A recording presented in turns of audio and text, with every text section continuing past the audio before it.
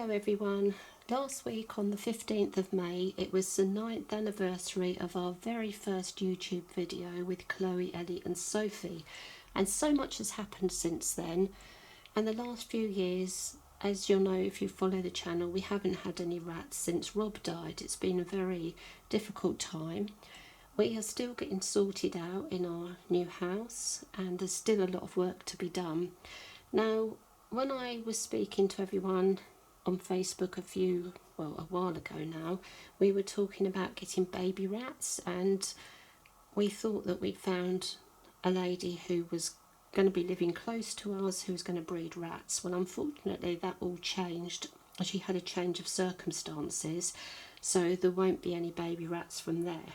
And then the same thing happened with another lady that I know who decided she was going to breed rats, professionally breed them, and then she had a change of circumstances. So there will not be any baby rats being bred close to where I live. Now, the only reason I said I would have baby rats is because I needed somebody close by who would take the rats back if I couldn't care for them, if I became ill or I was unable, so I was in hospital and I was not going to be in a state where I was going to physically be able to look after them, because my sons don't want to do the full-time rat care anymore. So because of my age and everything, I've decided I'm not even going to look for any baby rats now. We started off many years ago rescuing rats, and most of our rats have been rescues, although we have had baby rescues before. But I don't really feel at this stage in my life, with everything that's going on, that I can commit to having baby rats. So if we get some more rats, which I hope at one day we will, they will be older rats, older rescue rats. I will not take in any younger rats, although I'm happy to rehome for people. I'm not going to actually have younger rats myself at all. Another reason is the cost of living. It's just going absolutely crazy, and everything, all of our bills have doubled.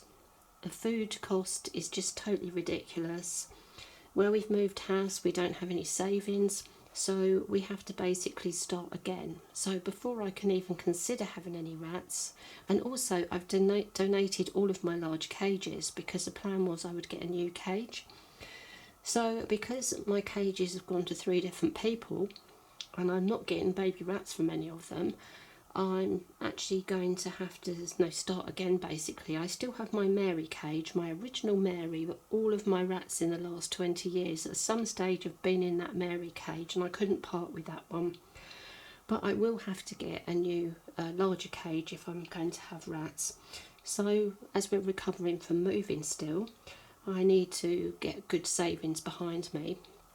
And I would say to anybody, now is a really bad time to get new pets, because we don't know how long the recession is going to last. We don't know how crazy things are going to get with the bills, and I would suggest to you that you think very, very carefully before committing to any animal, because when you get an animal, it's meant to be for life. You're not supposed to have to rehome them, although sometimes through no fault of your own you do have to rehome your pets. So I would say that you need to make sure that you can care for them properly, that you have the savings, the backing, you have all the equipment you need, and you think really, really carefully, because during the pandemic everyone was at home, loads of people got new pets, now they're going back to work and they can't care for them. So there are going to be lots of poor little animals of all different types and sizes who are going to need homes. So I would say if you are in the circumstances where you can, you absolutely, have a contingency plan, you have the money, you've got stable accommodation, and you can take on a pet, I would urge you to rescue first. There are so many poor little animals in shelters that need a home. So think about rescue first, but think very carefully that we don't know how long this recession will go on, how much the interest rates will go up, and how much our bills are going to cost. So you must be very, very certain that you can afford to care for the rat or the pet or whatever animal it is, that you're in secure accommodation, that you know you're not going to have to move, and life is uncertain, and you need to have a backup plan in case you become ill. And just think really, really carefully about everything before you even consider taking on any animals at a time like this. So anyway, that was my news for now.